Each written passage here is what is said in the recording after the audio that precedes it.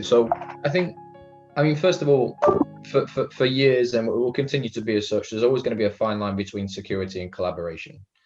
It's just become more prevalent over the last 12 months because we've had to expand and broaden our horizons a little bit as security professionals in terms of how do we address things like the network access in the perimeter. Not every, I mean, there was a constant stat thrown out earlier in the start of the pandemic, and the fact that Cisco was actually the richest they've ever been because everybody needed a VPN.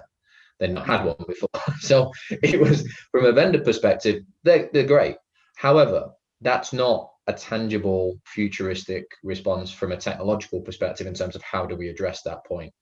With having a defense in depth approach to authentication, to data systems, to user centric behaviors, and having the ability to understand the user as an individual.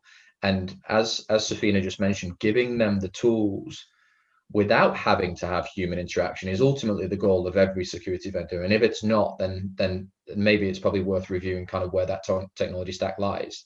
Because ultimately it's it's for the business and the security, the risk, the fraud individuals who my esteemed panelists and obviously people who are part of this call, bless you, by the way, Tamiwa,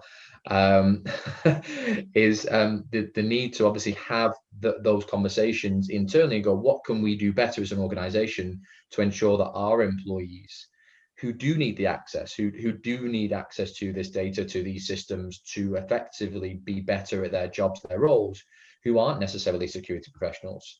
We all have different specialisms. We all have different environments. It's kind of one of the things that we have. We all use different OSs. Some have Macs, some have Windows, some have Linux. If you're a developer in this respect, I'm pretty sure Daniel probably uses either a Mac or a Linux machine. It's just, this is the type of world that we live in. We utilize a BYOD environment. We have a hybrid environment. We need to be collaborative across many different systems from a technological perspective. And it's not just a one size fits all.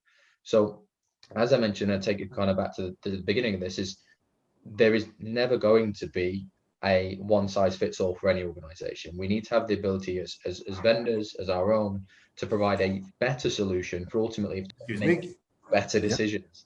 But also as part of that, there is always, if you take Pareto law, there is always going to be that 80-20 rule. If we can take 80% off the burden of the user and still leave that 20% gap where we might need their interaction some point, and we give them the right security education awareness, then we're in a good spot.